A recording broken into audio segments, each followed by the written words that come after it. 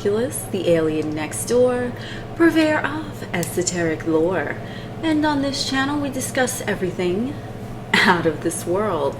So today's topic, I am going to be doing a channel chat session, and this is in regards to the question that I asked in the community tab, and I said, what topics would you like for me to cover? And I do just want to state that everyone's perception of information is unique to them, so always take what resonates with you. I am going to try to list timestamps here in case you just want to go to one particular topic, but you know, we like to tie it all together here, so let's get started. Maybe we'll meander along from one to the other and make it smoothly and seamlessly all connect. Okay, so the first thing that we are going to talk about here is, I was asked, have I ever channeled Carl Jung? I do not know how to pronounce that name. I've heard it pronounced so many different ways, like Carl Jung, Carl Jung. I don't know. I'm just going to say Carl Jung. Okay? And Sigmund Freud. I would always say Freud. I don't know. Okay? We're not here for fucking lessons in how to pronounce things. We are here for channeling. Well, at least I am. Okay, so we're just gonna pretend that these names, Carl Jung and Sigmund Freud or Freud, is pronounced however the fuck you pronounce it. Okay, so just whatever, but I think you know who the fuck I'm talking about. Okay, so first off, I do want to say no, I have not channeled them. If they ever come through, then sure, I will make a video about it, but just to be clear, I have not channeled them. This is just going to be a channeled perspective, my perspective in regards to these two personalities. So the first one that I do want to say, the one that I am less familiar with, is Sigmund Freud. And from what I gathered with him is that he was just a scientific mystic, if that makes sense, because you know, you have mystics that aren't really into like the field of psychiatry or psychology, and from what I know of him, he was like a psychologist or some shit. Okay, and basically I'm just putting his wisdom down in terms of like someone who was more in a scientific approach compared to someone like, let's say, Osho is a great mystic and things like that, but he wasn't going about it from like a scientific perspective. He was going about it from like a spiritual perspective. So the quotes that Sigmund Freud, Mr. Sigmund, I'm gonna just call him that for the sake of, you know, not bastardizing the name too much. We are just going to look at some of the quotes here that I have from the internet. These quotes here are from thriveworks.com, and these are just, it says, Mr. Sigmund quotes about psychology. Okay, so he says, out of your vulnerabilities will come your strength. Unexpressed emotions will never die. They are buried alive and will come forth later in uglier ways. We are never so defenseless against suffering as when we love. From ever to ever, one discovers the entire truth. One day, in retrospect, the years of struggle will strike you as the most beautiful. A man should not strive to eliminate his complexes, but to get into accord with them. They are legitimately what directs his conduct in the world. Okay, so from what I'm getting here, I'm not going to make this a whole big, you know, I don't know how long this video would potentially be if I were to do that, but just to get into this a little bit, we are going to say, well, I'm going to say, take what resonates with you.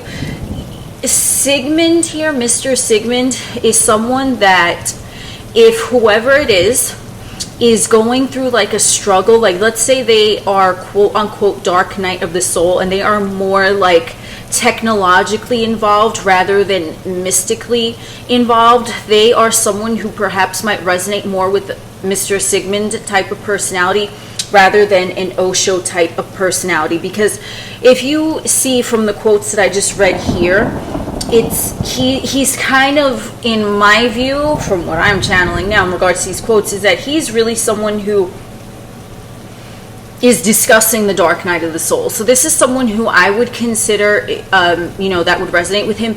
They're newly along the spiritual path, and they're not so into the mysticism at this point. They're aware that there is a higher power or whatever guiding them, their higher self, source, God, universe, however. But they are still embedded mostly in the 3D, and they're looking for like a scientific approach. I would suggest perhaps Mr. Sigmund here as someone who they can look into in regards to that. That's just my perspective of what's going on with that, because from what his quotes are saying, he really looks like he's coming from, not him particularly, but just based in regards to these quotes, it's more coming from a place of someone who perceives lack more so than abundance. Because if you really look into some of his quotes, it's like someone who is overcoming the mountain by removing pebble by pebble, right? Rather than someone who is at the state of awareness where they are saying, mountain, move, and the mountain moves, right? So this is someone newly along the path that isn't going to resonate so much with mysticism. They're someone who wants to look for a puzzle to either take apart or put together. They're still looking for some sort of physical grasp onto things that might have occurred with them previous to discovering Mr. Sigmund's teachings. Okay, that's what I have to say about him. Again, I did not channel him. This is just my perspective going by those fucking quotes. Okay, now Carl Jung, wow, Mr. Carl, Mr. Carl. With him, now I am actually a little more familiar with him, and the reason I am is because I've actually taken, I'm sure you're aware of these, I don't know, they're like online quizzes. You can find them anywhere, and they're called like the Jungian, oh my god, Jungian personality profile or whatever, right? They just look up Carl Jung personality quiz and you'll fucking find it. Okay, and he talks about the persona, the self, the shadow, and the anima, right? So here's the thing with this. Okay, whenever I have taken his archetype quiz, and there's different 12 personalities, which is interesting because we have like the 12 zodiac signs, right? So that's a little interesting in and of itself. Now, I'm not corresponding the types to a zodiac sign, although I'm getting a little idea coming through that maybe I might want to do that in a future fucking broadcast, but you never know. I never know what the fuck I'm gonna fucking talk about when I sit down to fucking talk about it, so we'll see. Either which way, there's 12 different archetypes that he depicts in this quiz results thing that you will get, and I believe most of the websites will give you your top 3. They'll give you like the number 1, and then they'll give you the 2 following that you most are in resonance with. And the one that I would always get is like the Magician. I believe it's called something else, and a few other, like they're called slightly different things depending on what site you go, but it always came out to like the equation of the Magician. Okay, that's for me. So from my personal perspective, I do find this quiz to be accurate. I forget what like the lower 2 were, like the Magician was the main one, and then as I said, there's 3 that come up as your dominant archetypes. I forget what those other 2 are, but if the Magician is fucking taken over, I don't have a fucking problem with that, because Aleister Crowley, hey. Okay, so something else that I do want to say now in regards to this, he talks about like the aspects of the individual, the persona, the self, the shadow, and the anima, right? And so I do have this this picture that I'm looking at here, and it kind of is giving me some interesting vibes, this picture, okay? And I have to be honest, like I'm just looking at this picture, I don't know if I agree with the animus, okay? Because it shows someone looking in a mirror, and since I've started studying classical Latin, anima means a soul, okay? Anima, right? It means soul, because if you think about it, anima, right? It animates your soul. Spiritus, it breathes life into the vessel, it animates the vessel. But here it's depicted as someone looking in a mirror, and it looks like they are gazing into the mirror, but they're seeing someone else. I don't know the technical terms of this. I don't know how he exactly put this together, these types together, but I'm resonating with this, me personally, as the self is, because this picture really kind of, I don't know, I get this pic. This pic can help me explain my philosophies on this.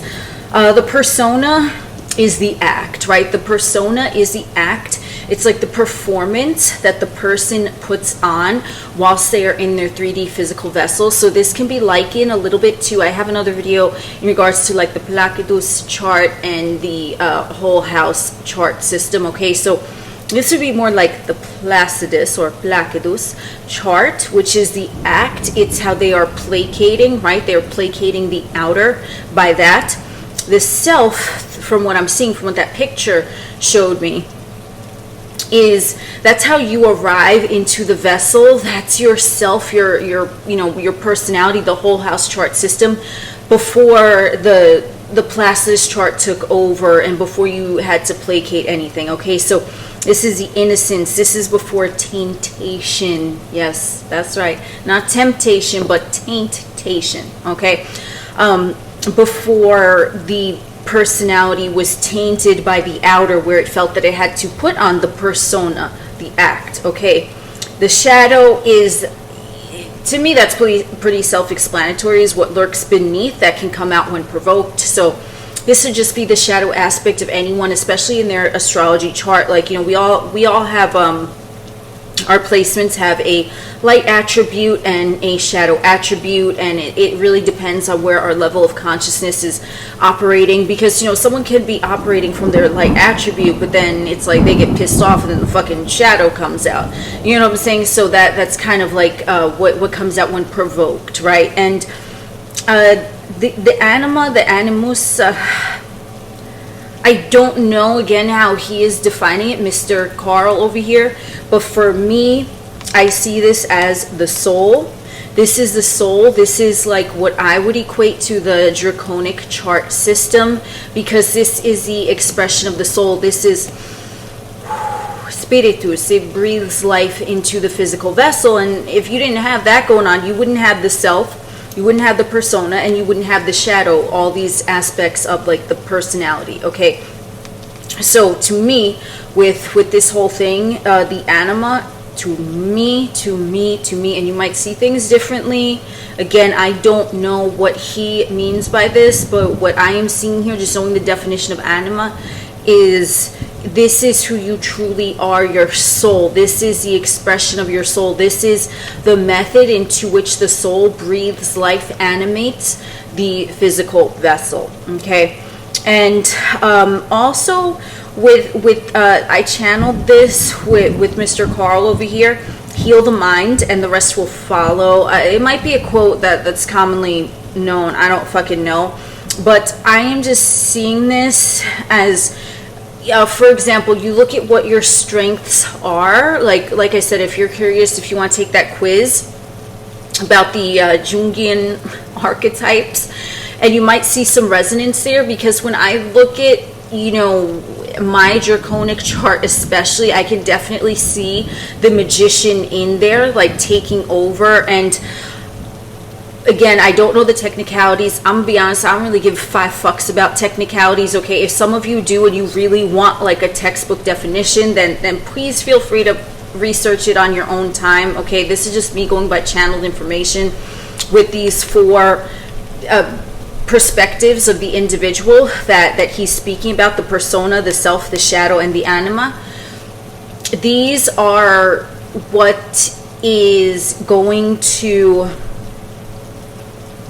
comprise together your archetype of what you pull on the quiz. Okay, and you can see it, at least I would see it.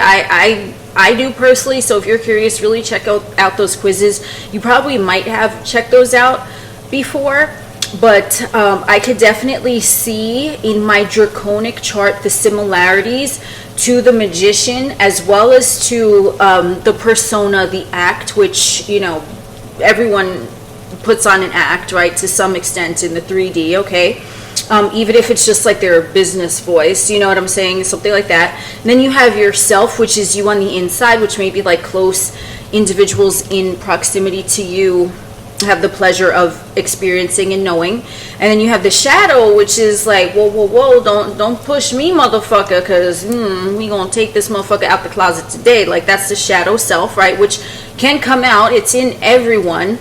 And then, you know, the soul, the anima, that's what animates the soul. So I see a lot of that in my draconic chart. Now, to be honest, if I were to equate these, because we're going to meander along into our next subject, when we meander along into our next subject, I would say if we want to compare it to astrology, well, I'm going to, you can do whatever the fuck you want, okay, I always encourage that. The persona, to me, would be the Placidus chart. The self would be the whole chart system. The shadow, to me, would be the Vedic system. And the anima would be the draconic chart system. That's just my perspective. That's what came through right now. So that's what we gonna do. Okay. So also, what we're going to get into now is our next topic, which is going to be the difference betwixt Vedic and the tropical astrology chart. And really, the biggest difference here, it really, you know, personally, I see similarities in my Vedic chart with my tropical chart. There are differences, but it makes sense, especially with like the tropical Placidus system. And I'm like, okay, that it kind of goes, but I personally for me, and you know, you could do whatever you want because, you know, you're an individual and, you know, whatever resonates with you. But my intuition, I don't really resonate with the Vedic chart system. As I said, I can see some things logically, but at my core, at my anima, I didn't say enema, I said anima. Okay, what time? We're gonna do some timestamps, just so I can put timestamps in the fucking videos. I said. Okay, so with that, I really don't resonate with the Vedic. Here's the reason why. I'm going to tell you, for me, and this is for especially someone, you know, if you're hardcore Vedic system and that's what you believe in, and you know, like, I am definitely not an expert on the Vedic system. I'll tell you that right now, okay? I understand it. I don't really resonate with it, and the reason is because, especially, as I said, if someone is just starting along in their journey, if they are reading textbook definitions of Vedic astrology, everything that you will typically find that I've seen is worded very, very negatively. It's worded in such phrases as this planet is enemy of that, or one will have downfall in such and such area with this placement. And I'm like, what? Like, I'm like, ugh, like, I don't like it. I don't like the way it's worded. I don't like that. And I'm not saying that, you know, with tropical astrology that everything is, motherfuckers are farting fucking rainbows, you know, and shitting fucking gumdrops, you know what I'm saying? But the thing with tropical is that, yes, they do state that there's like a shadow aspect, as I said, right? There's a shadow aspect in the astrology chart. There's also a light attribute, but it's not worded in such a detrimental, dire like language. It's like, what the fuck? And it could be just because Vedic is, maybe they're just taking it from that's how archaically things were worded. I don't know. Like I said, I'm not an expert with Vedic, but every source that I've ever seen about Vedic is just, it's worded in ways where I'm just like, ugh, I don't like this shit. Okay, for me, and I don't want to deter anyone, but the reason why I don't resonate with it is because if someone is just starting off on the path and they're, you know, looking at all branches of astrology and they're reading about Vedic, and then they start looking at their Vedic chart, and then they're going to start incorporating that negativity into themselves. So they're going to start believing that their planets in their own chart are fucking enemies. And that's not beneficial to go around like, no, so I don't like that. I don't like, just because if someone is not aware of themselves as being an individual and taking only what resonates, if they are starting early along in the path and they're reading that this planet is enemy with that planet and it's 2 planets in your own goddamn fucking chart, no. No. Because then what's going to happen? Because everyone is creating their own realities. And yes, astrology, all astrology is a belief system. So do I have a belief system in astrology? Yes, to an extent. I'm not going to be all high and mighty with that shit. Okay, yes, it is a belief system. Okay, just like believing in time is a belief system. Okay, but to an extent, we all believe in time, right? Numbers on a clock. Okay, so it's a belief system. Yes, everyone creates their own experience and everyone is limitless, but there are certain belief systems. And so in the belief system of astrology, even though it resonates with me and it might resonate with a lot of you as well, if someone is newly on the path and they're seeing these planets are enemies and they're going to start to feel icky in themselves perhaps, and then it's going to form a paradigm in them, and then they might sense that they're restricted by their birth chart. Now, I'm not saying that this can't happen in tropical or draconic or any other method of astrology, but it's just the way that shit is worded in Vedic. I don't like that shit. I don't like it. I'll say it right now. So when I'm reading a Vedic chart, I'm just like, yes, I take into consideration what the planets mean, and the planets mean basically almost the same thing in tropical and Vedic, but tropical is just, it's a lesser dire expression of the language. I don't know how to word it. Okay, so that's just really the reason why I'm just turned off by Vedic. Okay, like I said, I can see logically how some things would make sense, but for anyone who is newly on the path of astrology, I just don't agree that the language should be worded in such a dire fashion. That's just my opinion, and I'm sure there's a reason why they do it. Like I said, it just might have been translated down from generations and archaically and whatever. But I don't like shit worded so harshly, because that can build up inside someone, and they can start to put their own restriction, thinking that now they have 2 planets in their own chart that's an enemy and that's a hindrance to them, and that's not good for anyone, because we are all creating our own experience. Okay, just a side note, I would say do not let any type of astrology, Vedic, tropical, whole house, whatever the fuck, right? Don't let it put you in a box, because again, it's a belief system. It might resonate and you might see things going on with that, but it is at the end of the day a fucking belief system. Don't let it put you in a box, because that's only going to narrow your experience, okay, when you are in fact limitless. So the differences between tropical and Vedic, the number one difference is obviously that the degrees change, because Vedic is going by the topic for another time, but the Vedic is going by the planets, celestial bodies, as they are in comparison to Earth at this point. So we could say our planet's real, is space real, is Earth flat, is Earth round, whatever this ain't the time and place, but going by the scientific definition of Earth and astronomy and astrology, right? Vedic is based on the planet's position in their modern day degrees. Yeah, I don't know. Like I said, I'm not here for a vocabulary lesson. We're here for channeling.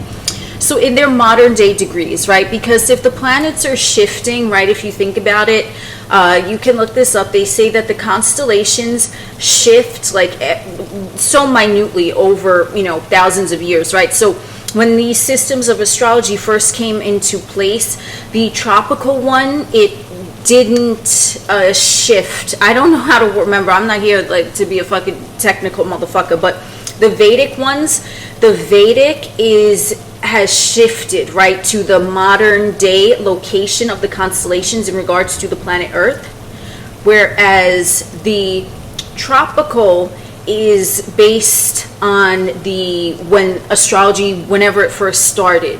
When astrology first started, they're based on those positions of the constellations in relation to the Earth. Okay, so that's why some who resonate with Vedic, they're like, Vedic is more accurate because it's going by the modern day placements of the constellations, right? And none of us here, I mean, some of us were around thousands of years ago, right, in different vessels, but in this vessel now, we weren't here thousands of years ago. So when we entered this vessel that we're residing in partially now, one could technically say that tropical astrology, the constellations already shifted, so it would be more accurate to use the Vedic one. That's really, I feel like that took a while to get there, but we fucking made it, okay? So that's like the number one difference. That's why some, and I forget what exact degree, it's somewhere around 19 to I think 23, it's somewhere in there. There's like a difference of 19 degrees to like 20 something degrees.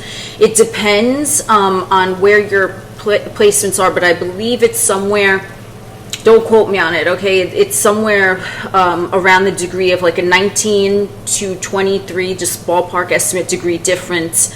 So if, let's say, someone had their Vedic sun, no, someone had their tropical sun in 29 degrees Leo, in Vedic, because it's pushed backwards, they would still be a sun in Leo and tropical, right? It'd just be a different degree, and then you could take in different critical degrees and house placements, whatever, right? But let's say if someone had their sun at tropical 10 degrees Leo, then in Vedic it would be pushed back to some odd degree of Cancer, because that's the shift, right? So it's not a full sign difference. It is somewhere in somewhere like 19 to like early 20s degrees difference of the celestial bodies, but that is the main difference, because they are going by the constellations that have shifted.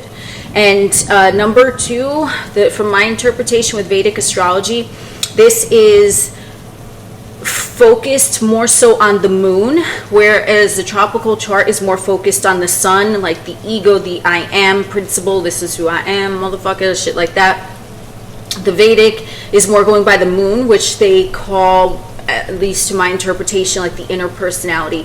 And that's like, you know, the feelings and the emotions, and that's what Vedic astrology, from my interpretation, takes more into consideration. So whereas, let's say, the sun sign would be prominent focal point in tropical chart, the moon sign would be prominent focal point in the Vedic chart. And also the nakshatras, I do not know how to pronounce any of this, okay? Nakshatras, okay, whatever.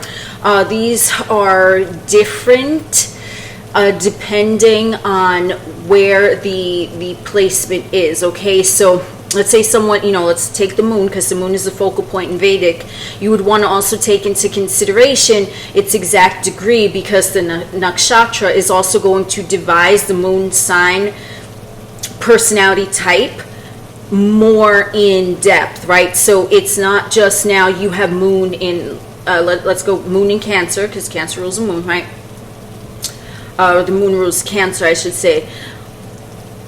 You have the Cancer there, right? But now based on the degree that the moon falls in, that is specific to a certain nakshatra, which is, it's broken up again inside that Cancer moon. So now you'd have Cancer moon, this degree is this specific nakshatra, Cancer moon, this degree is that specific nakshatra, and so on and so forth. So I would also suggest to look at that, and look at the placement of the moon. And Vedic, I would say, if someone is really resonating with Vedic, personally, for me, and again, you could do whatever the fuck you want, you know, but for me, I would look more at Vedic for like a predictive type of astrology, since we want to go on the constellations, how they currently are posited, right, in the sky, in space, whatever. If we want to go by that, I would say look at Vedic more for a prediction. You could predict things with tropical as well, but if we want to be technical and just go by the technicalities, then Vedic would essentially be more accurate, because it's using the, you know, the positions of the constellations as they are in present day, not just in whenever astrology was created, that branch. And the other thing I want to say with the difference, big difference Vedic astrology, is that You also want to look at Rahu and Ketu. Again, I don't know how to pronounce any of this, so bear with me. We getting through it. Which equates to like the north node and the south node, the nodes of the moon. So these, I would say, if you are into Vedic astrology, number one, take into consideration the moon sign, its nakshatra, as far as like personality profile. Then look, if you want to look at it in for a predictive type of way, look at your Rahu and Ketu, and then you will see how those correspond in your chart with where they are at currently in the present day chart, and then you could kind of figure out what's going on there. That's what I would say with the predictive stuff. And lastly, what I would say about the Vedic system, the difference between that and the tropical chart is that the tropical chart has the modern planets to have Uranus, I love saying that, Pluto and Neptune, okay? And those are the outer or universal planets known in tropical astrology, whereas the Vedic system only goes up to the intermediate, Saturn and Jupiter. It stops there with those two. It doesn't go on to the Uranus, Neptune, and Pluto, okay? It stops after those planets, the intermediates, which are Saturn and Jupiter, and the inner planets, which are Mars, Venus, Mercury. And then obviously we have the luminaries, which are the sun and the moon, and we have the Rahu and Ketu, which are just points on the chart, okay?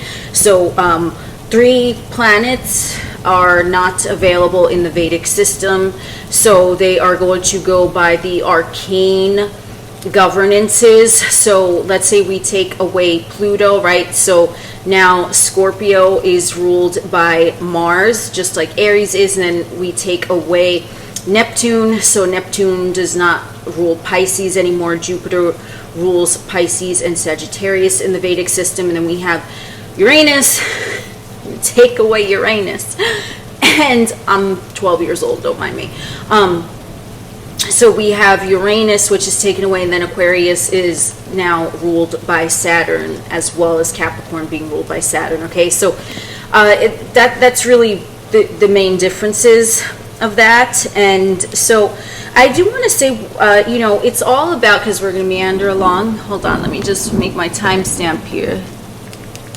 Now we're going to go into the next one, because as I was explaining about the Vedic system, my perception of the Vedic system is, I don't resonate with the language. Maybe if there's, I mean, I don't know, okay? Even like when I'm reading about Vedic astrology, I had to kind of compute it the way that I compute it, so as not to take in detrimental language. That's just me. I kind of have to filter it out. That's my perception of it, okay?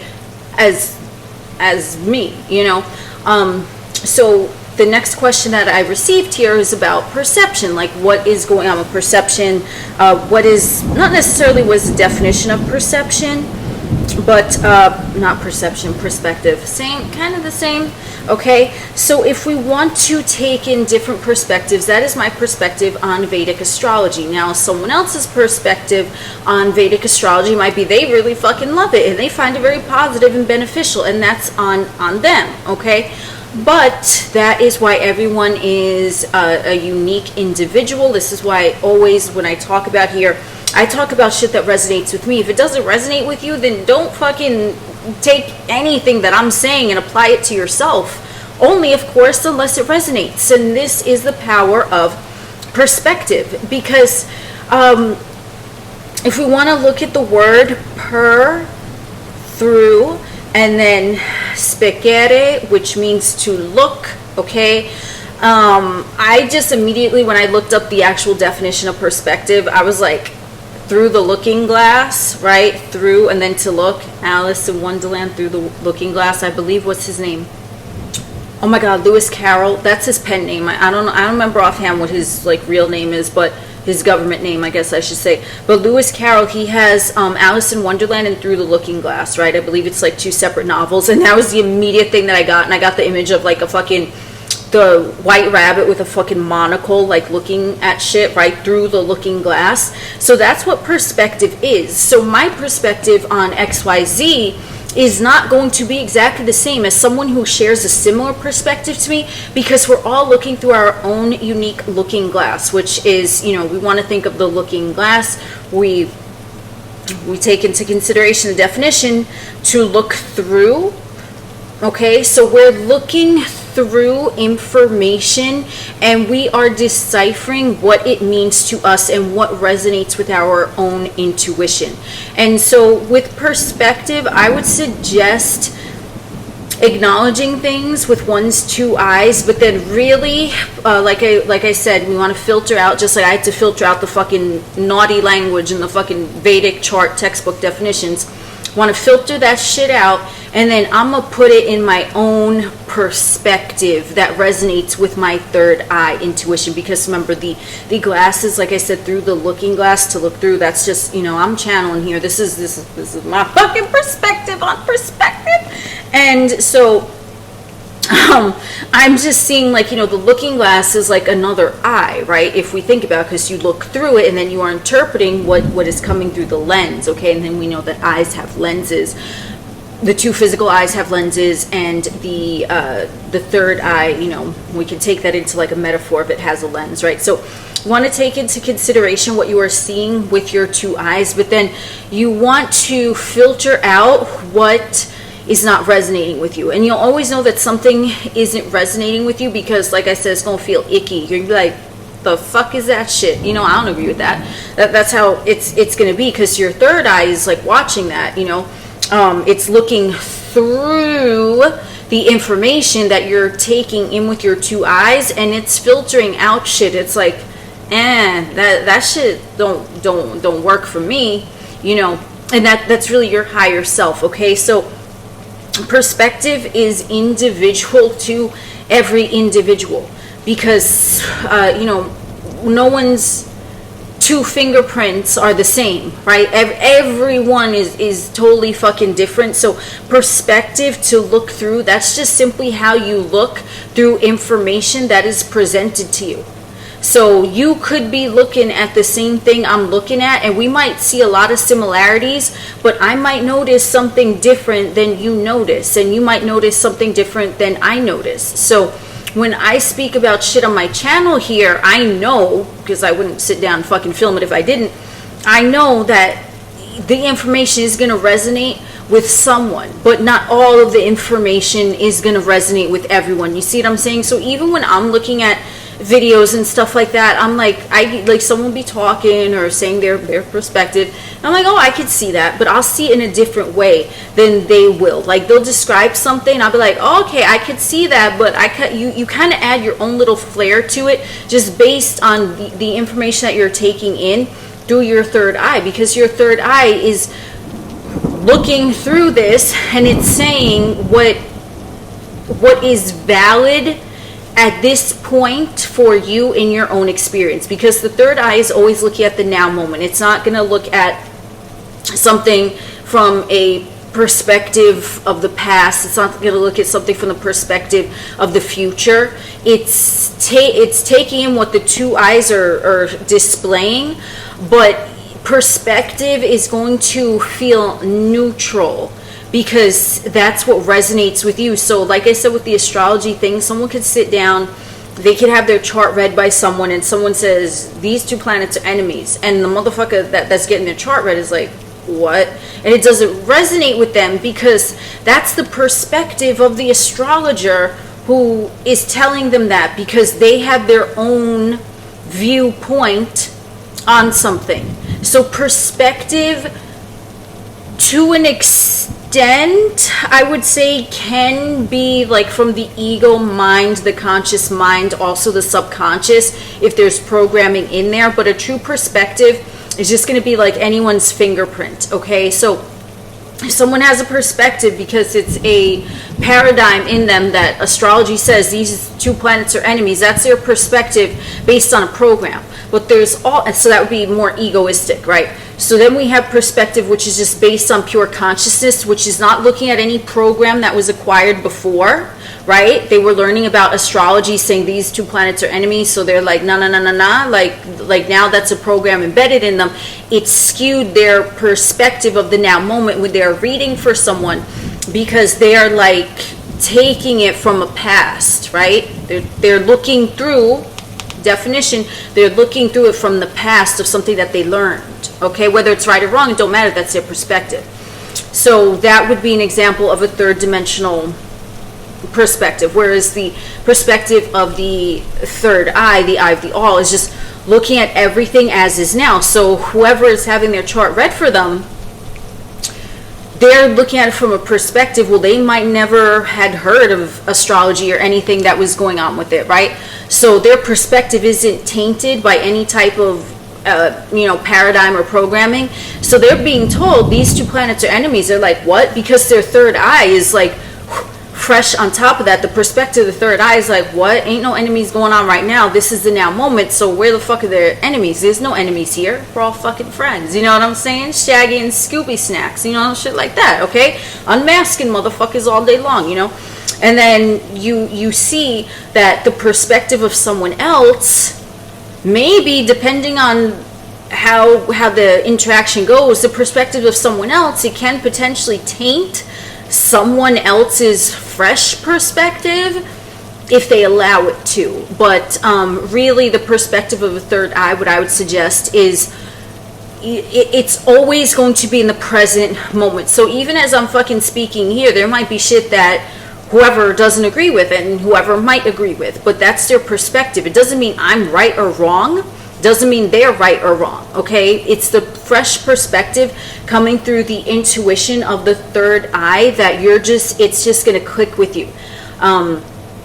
It could be in a sense of like the third eye is just pure and it's looking at everything and it looks through the 3D. It also looks through other dimensions and it looks through time, right? The definition, to look through, okay? And it's not seeing anything but the now moment. So even we could take this into context from a future perspective. If you are looking at a future perspective and you're trying to objectify anything, well, how is this going to happen? When is this going to happen? That's a perspective based on some sort of programming, or maybe like a collective consciousness programming belief system that you allowed to taint the perspective to look through via the third eye's sight of what's going on, okay? The third eye vision. Have me some fucking water here.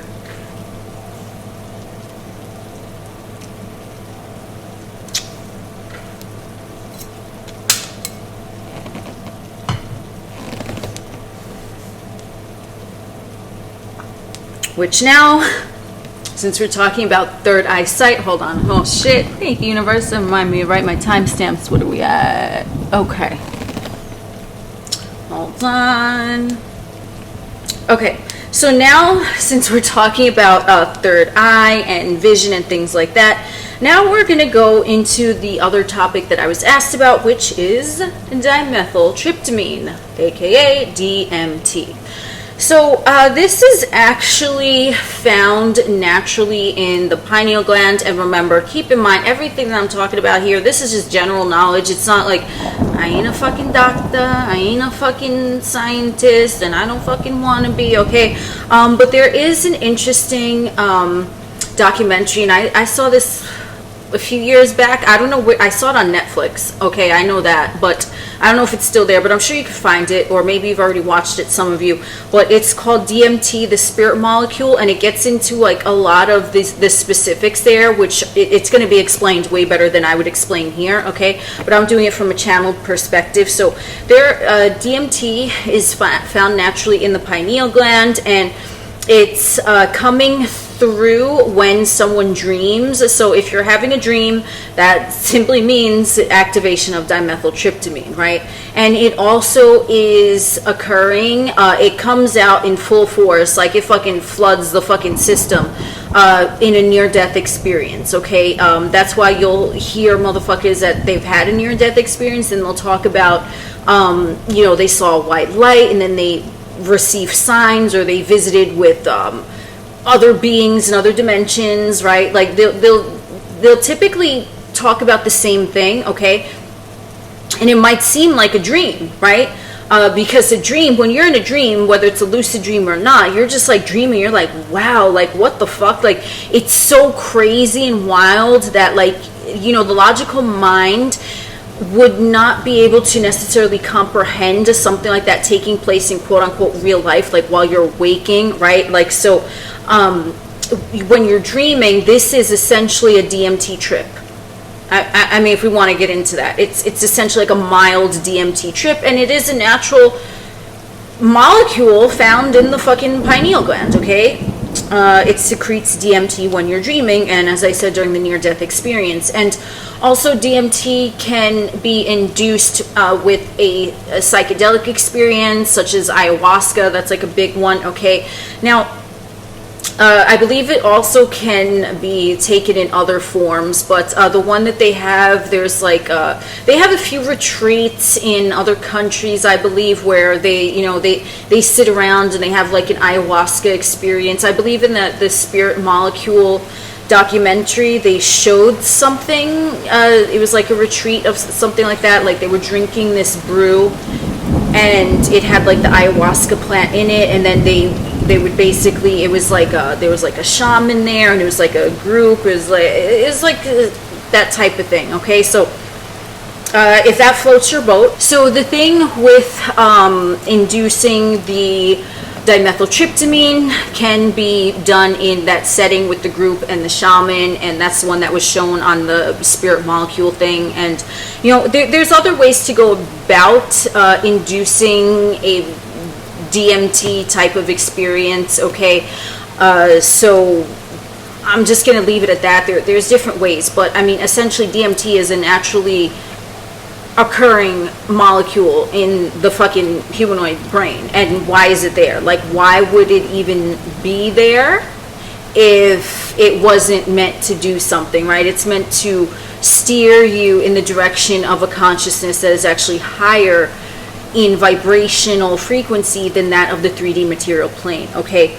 And with DMT, if we want to take into consideration the definitions of psychedelic, it's coming from psyche, which, you know, is like study of the mind, and then delos, I'm not going to know how to pronounce that either, okay, which means clear manifest, okay? So basically it's clear mind. So it might seem like someone is hallucinating or tripping out, or they're out of their mind, but really they're fucking out of their mind, because they're not in their mind, they're above and beyond it, right? It's, I don't want to say it's like a state of trance, because it's more than that, because you're more in it rather than you're in a trance. But you can induce psychedelic experiences in many different ways, you know, from like a mild psychedelic experience to like a DMT psychedelic experience, which is like the, I guess I'm gonna say holy grail of like psychedelic experiences, okay?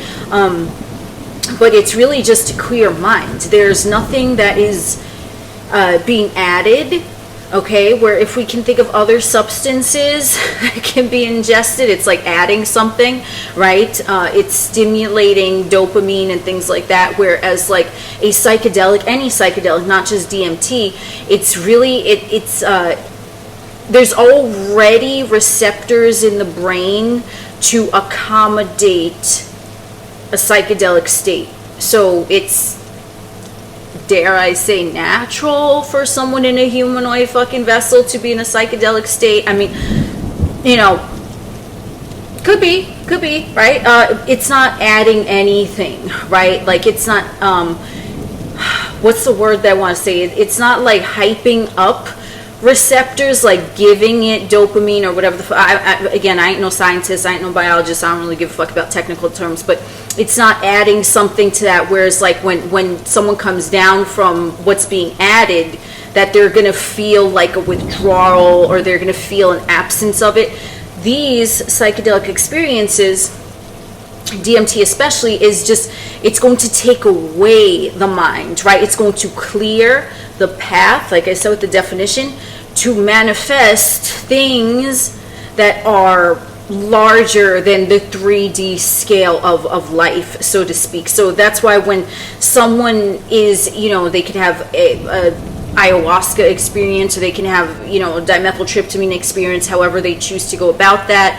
Some that have had the dimethyltryptamine experience when they had a near-death experience, or even a mild form of a dimethyltryptamine experience with when you're dreaming, it's everything is clear. That's why a lot of times you will hear that people say that they like to sleep on it, and then they'll receive their answers in their dreams or some shit like that, right? Because you're clearing the path. You're not adding anything. You're not charging up the receptors in the brain. You're actually clearing the path, so more neural pathways in the brain are connected. They're talking to each other, and that opens up to a different realm. Because I forget exactly the percentage of the brain that the humanoid uses, right? But the average one, I don't think I know it's not more than like 10%, okay, of the brain. That's like a scientific statement, okay? So with these, to my understanding, for unchanneling these psychedelic experiences, it's not adding something to be taken away later. It's adding something to cause the brain to interact with itself in a way that it hasn't prior to that experience. So it's clearing the debris, the funk, the 3D like jargon and things like that. It's clearing that away in the psyche. So now there's a pure, clear channel to the ethers, to things that are not bound by the 3D realm of limitations. It's clearing that away. It's not adding something in the moment, and then you're going to be stimulated in the moment, and then when it wears off, right, you're going to be back down to where you were, right? This is more, it opens up the possibilities to experience more colorful displays of consciousness, okay? Which is why, that's why they'll say when someone is in that state, in the psychedelic state, they'll say that they saw colors and they heard sounds that they wouldn't even be able to describe or to comprehend into an equation that would equate to anything third dimensional, because it's indescribable, because there's no limit, there's no bound. So if you want to think of this as like fifth dimensional energy and up, where everything just is, there's no separation, the illusion of separation is gone. This is what clears the path to show the seeker that everything is all connected. So anything that they found to be perhaps detrimental or they didn't like, and this is what they said in that documentary as well, DMT, the spirit molecule, that individuals, they had like an issue that was plaguing them for years, and they went into that shamanistic retreat, and then they had that experience, then all of a sudden it was like the door opened, right? Clear, manifest. You remove what the mind, what the conscious and the subconscious mind want to chatter to you about, because we know about fucking mind chatter, you know what I'm saying? We know about that shit. You remove that, so it's clear and everything is shown as it is, all as one, all connected. And anything that you can possibly dream of, right? Dream, we're talking about dreams and shit, because it's found naturally in the fucking humanoid fucking brain, and the pineal gland comes out every night when you dream. I have dreams every night. I don't know if y'all have dreams every night, but I have multiple dreams every night. I remember my dreams. I love my dreams. Oh, they some good shit. I ain't gonna lie, okay? Good shit. Anyway, so whenever you're dreaming, you're basically having a fucking DMT trip. Just FYI. A mild one, sure, but I mean, you doing that, okay? So it's really, it's clearing the pathways, and it's opening up doors where you might have seen like padlocks before. Your conscious mind is seeing padlocks on the door. This experience is just you're gonna have x-ray vision. There is no door. Thank you, universe. I love that. That was a good one, right? Because everything is all connected. You're seeing things from a higher state of consciousness vibration. You might still be in your physical vessel, but now the mind chatter of the psyche is clear. It's crystal clear, like a fucking, I want to say Niagara Falls, but that's what came to mind. Maybe Niagara Falls resonates with someone. I don't fucking know. But either which way, it's like clear water, okay? It's clear, crystal fucking clear water. You can see through that shit, okay? Ain't no fucking Hudson River, okay? We got crystal clear fucking sandy beaches. We looking down, we see our fucking toes in the fucking water, okay? So yeah, that's essentially how, you know, it opens up, just to meander along and to tie it all together with the perspective that everyone has is unique. So anyone that's having a DMT experience, they're going to have a different, totally unique type of vacation there in their, you know, beyond the realms of their psyche, because their perception of perhaps things that were programmed into them is going to be different. And then, like, so their experience is going to be different from everyone. And it also depends, especially if you're self-inducing a psychedelic experience with you can even do that by breath work with kundalini and activation, things like that. But I would suggest go into it with the perspective of knowing that it's going to be fun, because you don't want to, like, you know, because all it's going to show you is things how they already are. So you would want to go into that ideally in a state where you know that it's going to be a good time, and your you know, your third eye is just going to show you, because your third eye is always open. Your third eye is going to show you what the fuck is going on, right? There is no door, so you want to go into it knowing that the conscious mind and the subconscious mind are going to take the back seat, and you're going to have a good time. That's what I would suggest, like, to prepare, like, because remember, this is all in the mind, right? So think about it. If someone has any type of worry or doubt or any type of thing like that, that's not the proper state of mind to really go into, like, a mind expedition, right? You want to make sure that you're already as clear as you possibly can be from mind chatter before that occurs, okay? So that's what I have to say about that, to tie it all in with the perspective. So it really depends on what perspective you want to, like, place on that type of vacation enjoyment. And yeah, I think that's what I have here. And then, you know, this could just lead us back to what I originally spoke about with the different, you know, personality types and archetypes and psychology. So what I was talking about Mr. Sigmund in the beginning, this can also go into, like, you know, the DMT experience can also help you become your own psychologist. Whether you have a degree in psychology or not, you can become your own fucking psychologist. And DMT actually works that way. That's what they were saying in that documentary, The Spirit Molecule, DMT, is that some individuals, they had like years of therapy or something, trying to get over something, trying to unlock that padlocked door, when, you know, it just no key would fit, right? And then they opened their mind, they cleared the path, and then what happened, they were able to psychoanalyze themselves from in and outside, in and out. It sounds kind of weird, right? But that paradox, everything, you know, everything has its fucking opposites, right?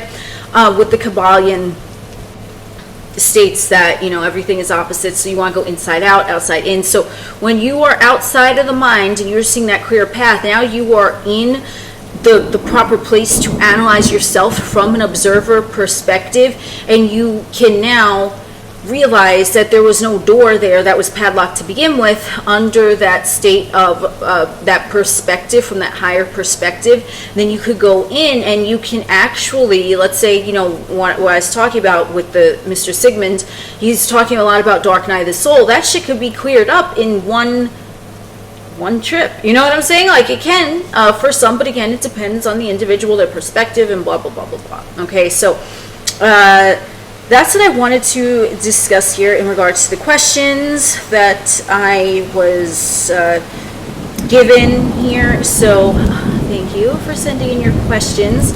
Remember, everyone's perspective is different and unique. Always take what resonates with you. Keep doing you, boo. I'm Oculus, the alien next door. Thank you for joining us on this wonderful stroll. We will chit-chat again soon.